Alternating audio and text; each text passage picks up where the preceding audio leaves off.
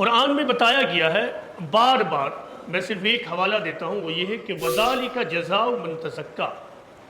اس کو انگریزی میں اس طرح کہتے ہیں کہ paradise is for one who purifies himself, یعنی جنت اس شخص کے لیے ہے جو اپنا تزکیہ کرے، اپنے آپ کو پیوریفائی کرے۔ اس کا مطلب یہ ہے کہ اس دنیا میں رہتے ہوئے ایک انسان کی سب سے بڑی ذمہ داری یہ ہے کہ وہ اپنے آپ کو فوکس کرے اور اپنے آپ کو پاک و صاف کرے، اپنی تطہیر کرے، یعنی اپنے آپ کو پیوریفائی کرے۔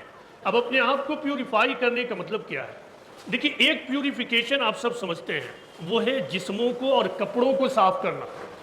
بلکہ مسلمانوں میں یہ بات مشہور ہے اور بالکل صحیح طور پر مشہور ہے کہ چند مخصوص دنوں میں نہانا، غسل کرنا، صاف ستھرے کپڑے پہننا تو عین مستحب طریقہ ہے، رسول اللہ صلی اللہ علیہ وسلم کے پسندیدہ طریقوں میں سے ایک طریقہ ہے، بلکہ حدیث رسول ہے کہ ایمان کا آدھا حصہ صفائی ہے۔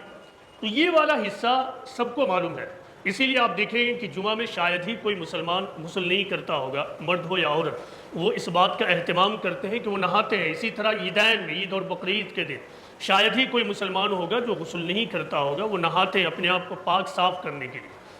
اب غور کیجئے کہ یہ آدھی صفائی ہے، جسم کی صفائی آدھی صفائی ہے۔ انسان صرف گوشت پوشت اور ہڈی کا نام نہیں ہے، انسان کا وجود بنیادی طور سے فنڈامنٹلی دو چیزوں کے مجموعے کا نام ہے، ایک ہے جسم اور دوسری چیز ہے روح، یعنی باڈی اینڈ سول۔ تزکیہ جس کو قرآن میں بتایا گیا ہے بلا شبہ جسم سے بھی تعلق رکھتی ہے، لیکن اس کا اصل تعلق انسان کے نفوس سے ہے، یعنی انسان کی سوچ سے ہے۔ حدیث میں بتایا گیا ہے کہ ہر انسان کو صحیح فطرت پر پیدا کیا گیا ہے۔ اس کو عام زبان میں بھی ہم کہتے ہیں کہ جب بچہ پیدا ہوتا ہے تو وہ بالکل کورا ہوتا ہے، وائٹ پیپر ہوتا ہے، اس کے پاس کچھ بھی نہیں ہوتا۔ اب اس کے اوپر جو کچھ پرنٹ کر دیا جائے اسی کو لے کر اس کی شخصیت بڑھتی ہے اور پھیلتی ہے۔ ان تفصیلات سے یہ معلوم ہوا کہ انسان کے لیے سب سے اہم ترین بات کیا ہے، وہ یہ ہے کہ وہ اپنی شخصیت کی تعمیر کرے۔ جدید زبان میں اسی بات کو پرسنالٹی ڈیولپمنٹ کہتے ہیں۔